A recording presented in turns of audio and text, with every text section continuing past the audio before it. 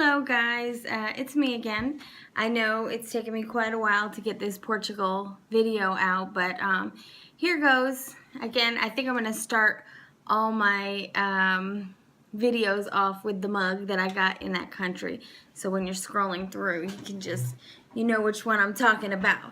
Alright, well, so just want to talk about the locations obviously that I went to in Portugal, which were Lisbon and around that area. When I went, it was in February, and the weather was just perfect. It was a little cool, but the sun was out, so it was a good 60, 70 degrees. So it was perfect weather for walking around and hustling and bustling everywhere, especially when you have a 30-pound kid strapped to your back. So cool is better for me. Anyway, so their currency over in Portugal is the euro. You will get a lot of bang for your buck there in Portugal. Pretty inexpensive. In fact, this coastal city of Lisbon is actually in the top, I want to say top 10 of retirement destinations because of its cost of living, location, and safety, among, I'm sure, other things. But to me, those are kind of like the most important. Anyway, this is a gorgeous city, and it's definitely one of those things that you want to do your research about, because there's a lot of, I'll say, hills and a lot of stairs. So you are going to get yourself in shape, especially, again, if you have a child strapped to your back, because pretty much there's just an incline everywhere you go. You're just either walking up or down a hill or some stairs. So bring your Tula, don't bring your stroller. There's not there are sidewalks, but there are many sidewalks that you will not be able to fit a stroller on. Lots of cobblestone, mostly cobblestone. In fact, gorgeous streets and sidewalks, very intricately designed with multicolored cobblestones or whatever kind of stones, in beautiful patterns just everywhere. So just gorgeous. Let's see. Again, don't bring the stroller. There was a lot of construction in this city, but not really. It was disappointing, the amount of construction, but it's clear that this city is just building up to be able to host the amount of people that are starting to come into the city. A lot of restaurants and stores, you can't really tell that they're restaurants or stores until you actually walk in them, and then they're just beautiful inside. The buildings within the city were just breathtaking. Tiles from top to bottom in gorgeous colors, and definitely one of those places that you're going to have a lot of pictures when you come home. And just, like I said, magnificent colors and just beautiful patterns and everything. Just beautiful. Let's see. So, food. One of my favorite subjects to talk about. Again, I don't think I got a dish that I didn't like. There's a lot of seafood, and I'm not a seafood eater, so I'll have to leave that to some other people to describe to you. But the people that I was with, they're all about their seafood, and they seem to love the food. I don't know if this is the origin of fish and chips, but it's definitely just about every entree you buy is going to come with these chips. And they are homemade. They're like potato chips, but a little bit thicker. So they're little potato slices, and they're just awesome. So I wish we had those in America as frequently or as readily available as they are in Lisbon, because they're really good. Anyway, oh, one tip. So most places that you go to, they're going to have some olives and some cheese on the table, usually when you sit down, you know, kind of like we do in the States with bread. But But don't be surprised at the end of your dinner or lunch or whatever if you see it on the bill. So they don't typically ask you if you want it, but they typically bill you for it, which again is not a big deal because it's such an inexpensive place. You're not really penny pinching like you may be in a location such as Iceland. So there are a couple pastries that I was absolutely in love with.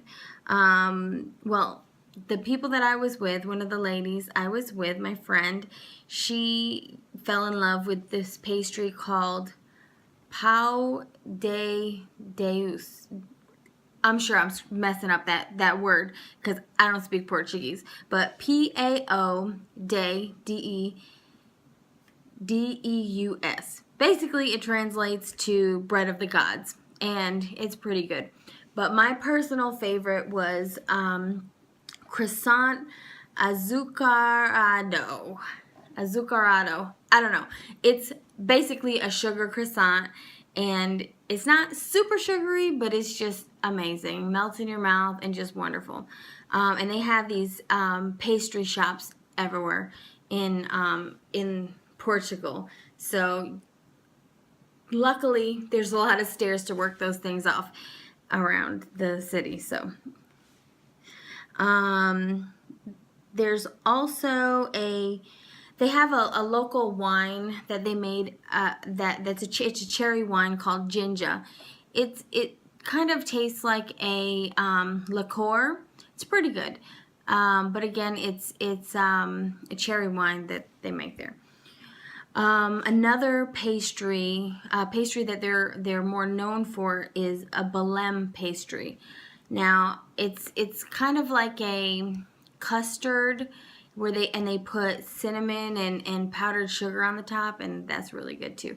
Especially if you go to the place that is their main place. I mean, now you're gonna go in this store. It's Pastéis, Pasteis de Belém, and it's right in downtown Belém, and you will know it because there will be a line all the way out the door.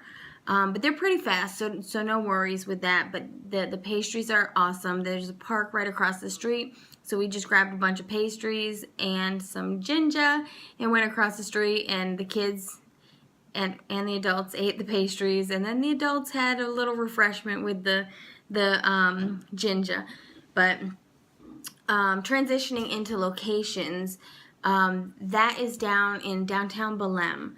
Belém is a great part of the city.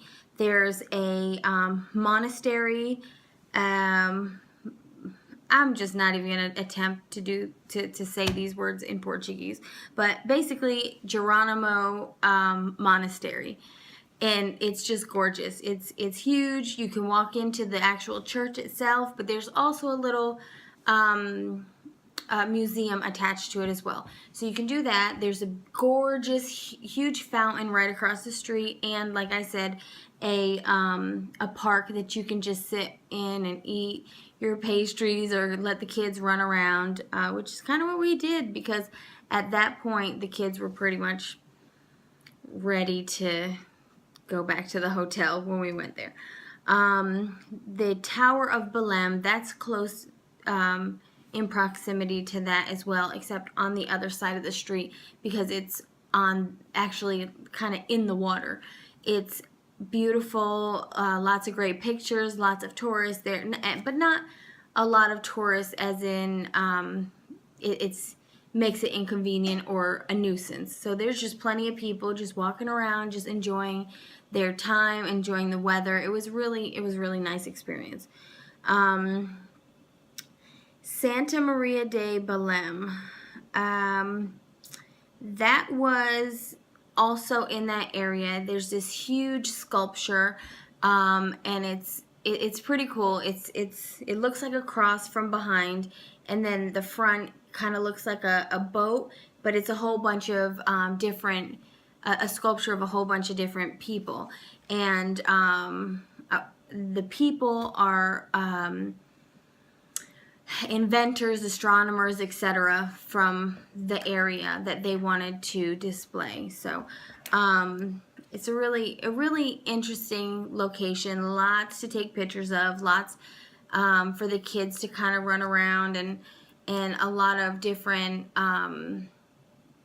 just big open areas where it's safe for the kids to run around, because like I said, by that time the kids were just kind of tapped out, and so they were playing tag and not paying any attention to anything. So it was nice for us to get to see all the stuff while the kids were messing around. Anyway, all right, well, we're already at 10 minutes, so I am going to start the next one. Every time I make these things too long, I can never upload them. So like and subscribe if you are interested in getting updates on when I post different videos. But go ahead and pause right there, and I'll be right back.